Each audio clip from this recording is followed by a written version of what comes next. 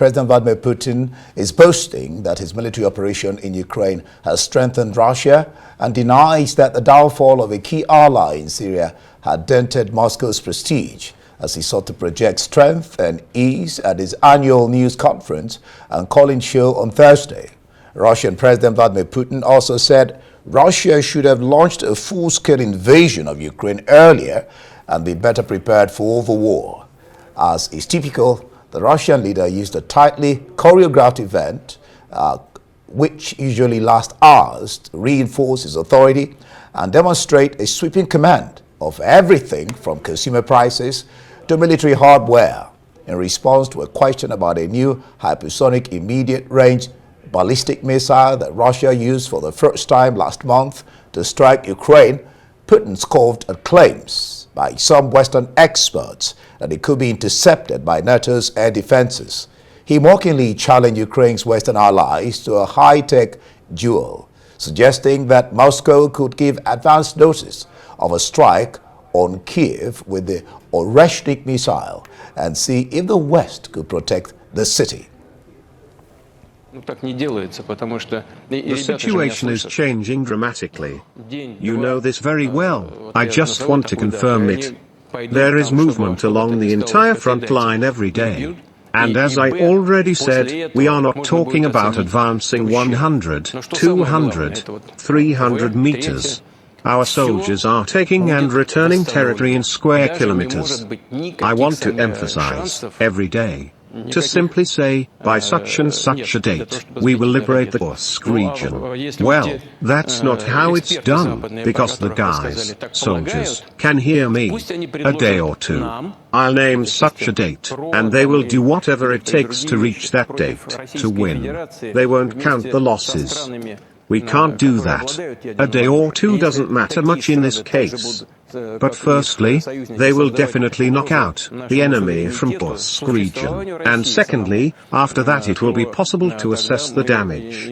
But the most important thing is the third thing: everything will be restored. There can be no doubt. There is no chance of shooting down these missiles. Well, and if those Western experts you mentioned think so, let them offer us and let them offer those in the West and the US who pay them for their analysis to conduct some kind of technological experiment. Well, let's say, a high-tech duel of the 21st century. Let them determine some target for destruction, say, in Kiev. Concentrate all their air defense and missile defense forces there, and we will strike there with Oreshnik and see what happens. We are ready for such an experiment. In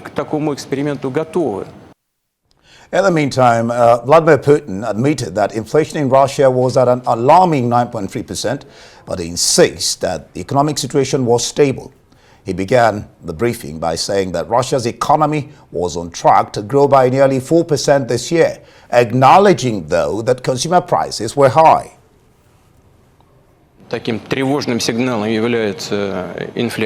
One alarming sign is inflation. I was talking to the chairman of the central bank yesterday when I was preparing for the press conference. Elvira told me that it is already somewhere around 9.3%, but wages have increased by 9% in real terms. I want to emphasize this, exactly in real terms, minus inflation. And the income of the population has also increased. So on the whole, this situation is stable and secure.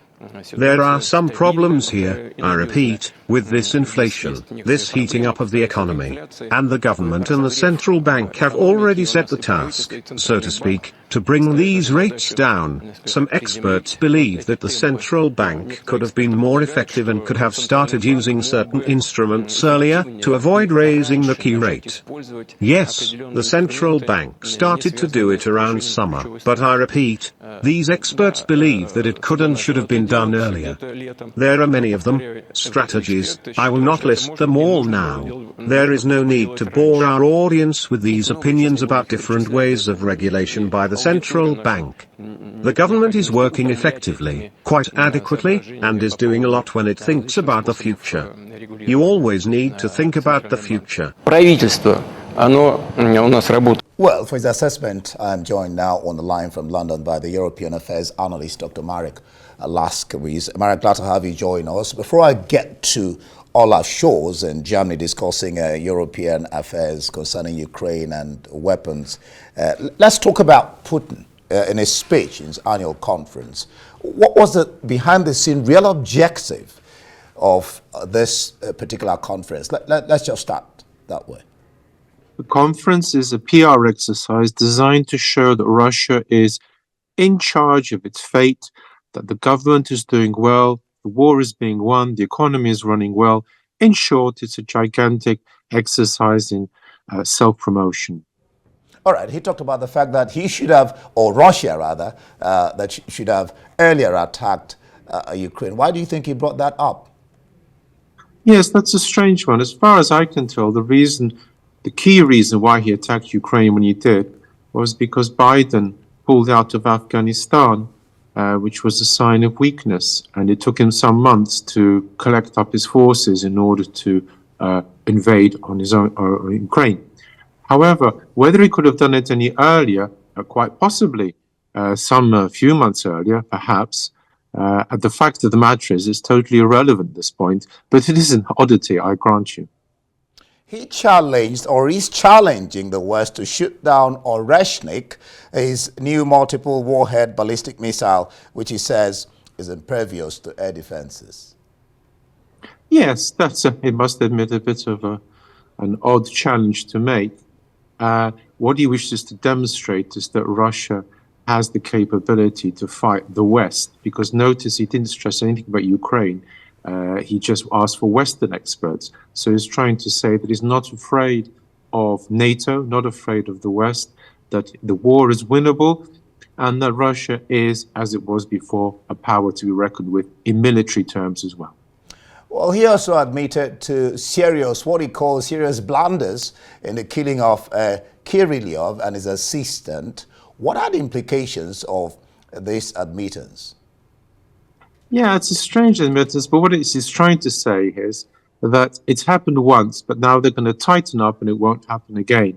So in other words, he's turning this, if you like, minor disaster, obviously he doesn't want his generals killed, into, in effect, showing that the government is on top of things.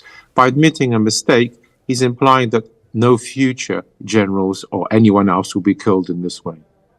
Well, he was asked about the president-elect of America, Donald Trump, and whether he has spoken to him, whether he's going to meet him. He said, well, he is ready. That's what he says. He says he's ready for it if there's need to meet him. Of course, you know that Trump has talked about Ukraine and maybe getting a deal that will force the hand of Zelensky. What's your sense? Yes, I think that there is a sense that Trump feels that he can cut a deal with Putin and he can force Zelensky to go along with it. That is certainly one implication of this 24 hours. And this is precisely what the German chancellor was, of course, complaining about, that he was saying that it can't be done without Zelensky.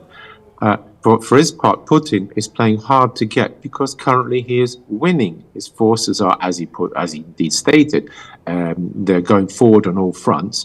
And therefore, at this point, he doesn't actually need either a ceasefire or a peace deal. As it happens, he is going forwards.